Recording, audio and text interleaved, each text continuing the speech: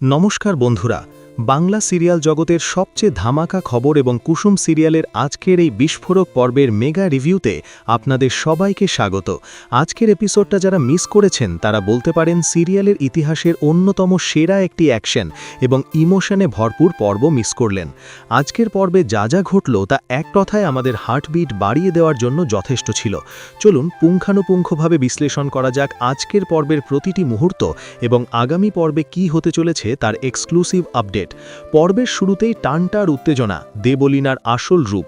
আজকের পর্বের শুরুটাই হয়েছিল গায়ে কাঁটা দেওয়ার মতো এক দৃশ্য দিয়ে। আমরা দেখলাম দেবলীনা কতটা ভয়ঙ্কর হতে পারে। কুসুমকে কিডন্যাপ করে গাছের সাথে বেঁধে রাখা এবং সেই সাথে আয়ুষকে মেরে ফেলার যে নৃশংস পরিকল্পনা সে করেছিল তা দেখে আমরা শিউরে উঠেছিলাম। দেবলীনা সরাসরি আয়ুষকে টার্গেট করেছিল, কিন্তু সে জানত না যে আয়ুষের রক্ষা কবচ স্বয়ং কুসুম তার সাথেই আছে। আয়ুষকে যখনই দেবলীনা আঘাত করতে যায় তখনই ঘটে সেই অসাধারণ ঘটনাটি। কুসুমের হাত বাঁধা থাকলেও তার পা তো খোলা ছিল। সেই সুযোগটাই কাজে লাগালো আমাদের সাহসী কুসুম। পায়ের সাহায্যে মাটি থেকে একটা বড় ঢিল বা পাথর তুলে সে সজোরে ছুঁড়ে মারে দেবলীনার হাতে। দেবলীনার হাত থেকে অস্ত্র পড়ে যায় এবং আয়ুষ মৃত্যুর মুখ থেকে ফিরে আসে। এখানে একটা বিষয় লক্ষ্য করার মতো, কুসুম নিজের প্রাণের ভয় না করে কিভাবে আয়ুষকে বাঁচালো। এই দৃশ্যটা প্রমাণ করে দেয় যে কুসুম শুধু আয়ুষকে ভালোবাসে না, সে আয়ুষের জন্য নিজের জীবনও বাজি রাখতে পারে। আয়ুষকে বাঁচানোর পর কুসুম এবং আয়ুষের যে দৌড় এবং জঙ্গল দিয়ে পালানোর দৃশ্য তা ছিল সিনেমার মতো। গুন্ডাদের সাথে আয়ুষের মারপিট এবং কুসুমের তাকে সাহায্য করা সব মিলিয়ে এক অদ্ভুত রসায়ন আমরা দেখলাম। গাঙ্গুলি বাড়িতে অশুভ ইঙ্গিত, ইন্দ্রাণীর মাতৃহৃদয়। অন্যদিকে ক্যামেরা শিফট হয় গাঙ্গুলি বাড়িতে। সেখানে চলছে এক ভিন্ন টেনশন। ইন্দ্রাণী গাঙ্গুলি, যিনি সব সময় দাপটের সাথে সংসার সামলান, আজ তিনি বড্ড অসহায়। ঠাকুরের আরতি করার সময় হঠাৎ করেই প্রদীপ নিভে যাওয়া। বাঙালি হিন্দু পরিবারে এর চেয়ে বড় অশুভ ইঙ্গিত আর কিছু হতে পারে না। প্রদীপ নেভার সাথে সাথেই ইন্দ্রাণীর বুক কেঁপে ওঠে। মায়ের মন বলে কথা, তিনি ঠিকই বুঝতে পেরেছেন তার ছেলে কোনো মহা বিপদে পড়েছে। মেঘার কাছে ফোন করে যখন তিনি জানতে পারেন যে আয়ুষদের গাড়িতে আক্রমণ হয়েছে, তখন তার আশঙ্কা বাস্তবে পরিণত হয়। কিন্তু এখানে টুইস্ট হলো রাজের প্রতিক্রিয়া। রাজ এবং ইন্দ্রাণী যখন একান্তে কথা বলছিলেন, তখন রাজ গুরুদেবের সেই ভবিষ্যৎবাণীর কথা মনে করিয়ে দেন। গুরুদেব স্পষ্ট বলেছিলেন, আয়ুষের সাথে যতক্ষণ তার রক্ষা কবচ থাকবে ততক্ষণ যমরাজও তাকে স্পর্শ করতে পারবে না। এতদিন তারা ভাবতেন এই রক্ষা কবচ কোনো তাবিজ বা কবচ, কিন্তু আজকের ঘটনার পর রাজের মনে বদ্ধমূল ধারণা জন্মেছে যে এই রক্ষা কবচ আর কেউ নয়, স্বয়ং কুসুম। রাজ ইন্দ্রাণীকে বোঝান যে কুসুম সাথে আছে মানে আয়ুষের কিচ্ছু হবে না। এটা কি তবে ইন্দ্রাণীর মনে কুসুমের প্রতি সফট কর্নার তৈরি করার প্রথম ধাপ? মেঘার ষড়যন্ত্র বনাম দেবলীনার পাগলামি। এবার আসা যাক ভিলেনদের শিবিরে।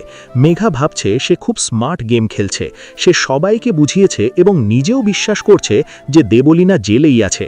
কিন্তু মেঘা ঘুণক্ষরেও জানে না যে দেবলীনা তার চেয়েও এক কাঠিও পড়ে।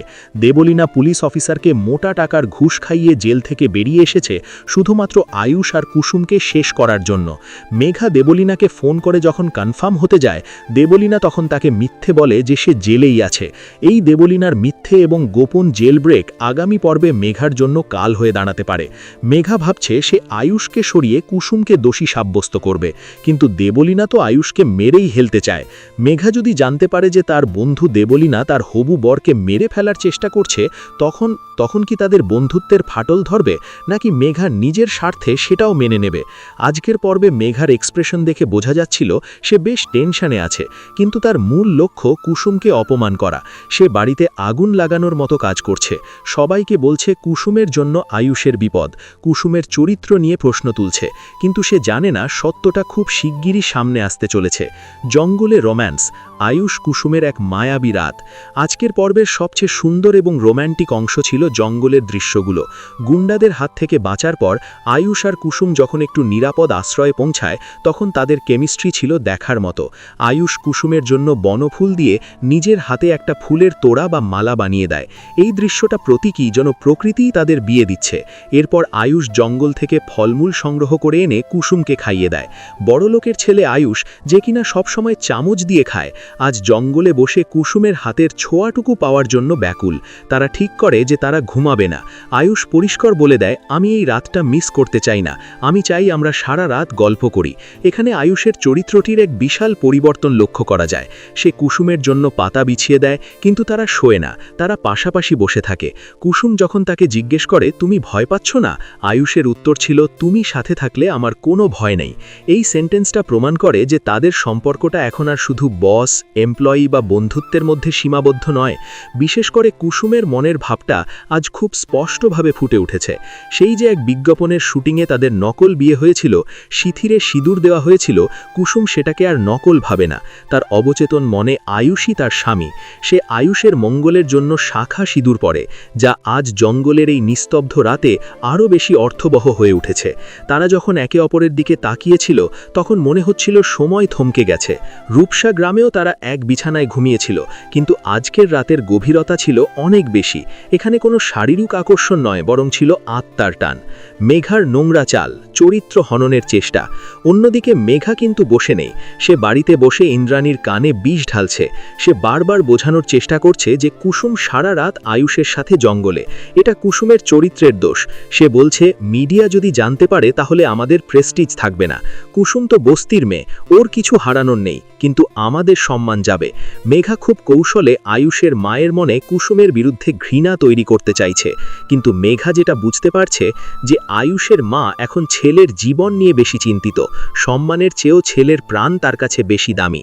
আর রাজ যেভাবে কুসুমের পক্ষ নিচ্ছে, তাতে মেঘার চাল কতক্ষণ টিকবে তা নিয়ে সন্দেহ আছে। ক্লিফ হ্যাঙ্গার, কে এলো সেই তৃতীয় ব্যক্তি? পর্বের একদম শেষে আমরা দেখলাম এক শ্বাসরুদ্ধকর দৃশ্য। জঙ্গলে দুবার গুন্ডাদের আক্রমণ প্রতিহত করার পর যখন মনে হচ্ছিল তারা একটু শান্তিতে আছে, ঠিক তখনই তৃতীয়বারের মতো কেউ একজন এসে তাদের সামনে এসে দাঁড়ায়। ক্যামেরা সেখানে ফোকাস করে, কিন্তু মুখটা দেখানো হয় না। আয়ুষ এবং কুসুম দুজনেই চমকে ওঠে, কে এই ব্যক্তি? এখানে কয়েকটি সম্ভাবনা আছে। এক, এটা কি দেবলীনা আবার ফিরে এলো নতুন দলবল নিয়ে, নাকি পুলিশ এসেছে তাদের উদ্ধার করতে, নাকি ইন্দ্রাণী বা রাজ কাউকে পাঠিয়েছে? সবথেকে ভয়ঙ্কর সম্ভাবনা, এটা কি মেঘা নিজে এসেছে পরিস্থিতি দেখতে? তবে গুন্ডাদের সাথে মারামারি করে আয়ুষ এবং কুসুম দুজনেই ক্লান্ত। এই অবস্থায় নতুন কোনো শত্রুর মোকাবিলা করা তাদের জন্য প্রায় অসম্ভব। আর ঠিক এই জায়গাতেই এপিসোড শেষ করে পরিচালক আমাদের টেনশন তুঙ্গে রেখে দিলেন। আগামী পর্বের প্রিভিউ এবং ভবিষ্যৎবাণী, এক্সক্লুসিভ প্রেডিকশন। আগামী পর্বে যা ঘটতে চলেছে তা আরও বেশি ড্রামাটিক হবে। আমার স্ক্রিপ্ট অ্যানালিসিস এবং সিরিয়ালের গতি প্রকৃতি দেখে মনে হচ্ছে আগামী পর্বে নিচের ঘটনাগুলো ঘটতে পারে। 1, তৃতীয় ব্যক্তির পরিচয় ফাঁস।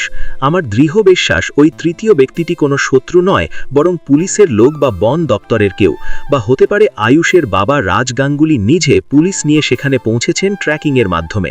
যদি তাই হয় তাহলে আয়ুষ এবং কুসুম উদ্ধার পাবে, কিন্তু যদি ওটা দেবলীনা হয় তাহলে আগামী পর্বে আমরা কুসুমকে রুদ্র মূর্তিতে দেখতে পাবো। কুসুম হয়তো আয়ুষকে বাঁচাতে দেবলীনার ওপর মরণপন্ন ঝাঁপিয়ে পড়বে। 2, ইন্দ্রাণীর সামনে কুসুমের সত্য প্রকাশ। আয়ুষ উদ্ধার হওয়ার পর সে নিশ্চিতভাবেই তার মাকে বলবে যে কুসুম কিভাবে তাকে বাঁচিয়েছে। দেবলীনা যে জেল থেকে বেরিয়ে এসেছিল এবং তাকে মারতে চেয়েছিল, এই সত্যটা যখন সামনে আসবে তখন ইন্দ্রাণীর পায়ের তলায় মাটি সরে যাবে। তিনি বুঝতে পারবেন যে মেঘা তাকে মিথ্যে বলছিল বা অন্ধকারে রেখেছিল। কুসুম যে ঢিল মেরে দেবলীনার হাত থেকে আয়ুষকে বাঁচিয়েছে, এই ঘটনা শুনে ইন্দ্রাণী কি কুসুমকে বুকে জড়িয়ে ধরবেন, নাকি মেঘার কুমন্ত্রণায় বিশ্বাস করে ভাববেন যে এটা কুসুমের সাজানো নাটক? 3, মেঘা বনাম দেবলীনা। মেঘার কাছে খবর যাবে যে দেবলীনা ফেল করেছে এবং আয়ুষ বেঁচে গেছে।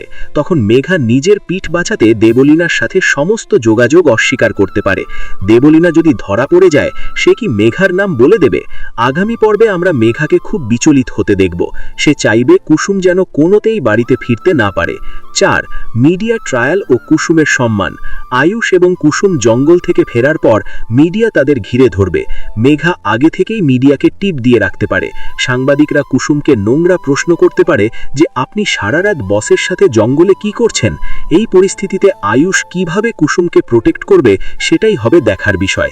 আমার মনে হয় আয়ুষ সবার সামনে কুসুমের হাত ধরে ঘোষণা করবে যে কুসুম তার রক্ষাকর্ত্রী এবং তার সম্মানে আঘাত লাগলে সে সহ্য করবে না। 5. গুরুদেব এবং রাজের সমীকরণ। রাজ গাঙ্গুলি এবার আর চুপ থাকবেন না। তিনি ইন্দ্রাণীকে সরাসরি বলবেন যে গুরুদেবের কথাই সত্য হয়েছে। গরিব ঘরের মেয়ে হলেও কুসুমই এইবারের প্রকৃত বউ হওয়ার যোগ্য। আগামী পর্বে আমরা রাজকে কুসুমের সমর্থনে এক জোরালো ভূমিকা নিতে দেখব। উপসংহার: সব মিলিয়ে কুসুম সিরিয়াল এখন এক সন্ধিক্ষণে দাঁড়িয়ে আছে। দেবলীনার প্রতিষেধা, মেঘার ষড়যন্ত্র আর আয়ুষ কুসুমের নিষ্পাপ ভালোবাসা, এই তিনে মিলে গল্প জমজমাট। আজকের পর্বে কুসুম প্রমাণ করে দিয়েছে সে শুধু নরম সরম মেয়ে নয়, প্রয়োজনে সে 10 ভুজা হতে পারে। আর আয়ুষ বুঝিয়ে দিয়েছে কুসুমের প্রতি তার অনুভূতিটা ক্ষণিকের মোহ নয়। আগামীকাল কি হবে? দেবলীনা কি ধরা পড়বে, নাকি পালিয়ে আবার নতুন ষড়যন্ত্র করবে? মেঘা কি নিজের মুখোশ খুলে যাওয়া থেকে বাঁচতে পারবে, আর কুসুম কি গাঙ্গুলি বাড়িতে তার প্রাপ্য সম্মান পাবে? এসব প্রশ্নের উত্তর মিলবে আগামী পর্বে। কিন্তু একটা কথা নিশ্চিত, কুসুম এবং আয়ুষের এই জঙ্গল পর্ব তাদের সম্পর্ককে এক নতুন উচ্চতায় নিয়ে গেল, যা ভবিষ্যতে তাদের বিয়ের পথকে সুগম করবে। আপনারা যারা কুসুমের ফ্যান, তারা অবশ্যই আগামী পর্বের জন্য চোখ রাখুন, কারণ গল্পে এখন যে মোড় এসেছে তাতে প্রতি মুহূর্তেই নতুন টুইস্ট অপেক্ষা করছে। আজকের এই মেগা রিভিউ এখানেই শেষ করছি।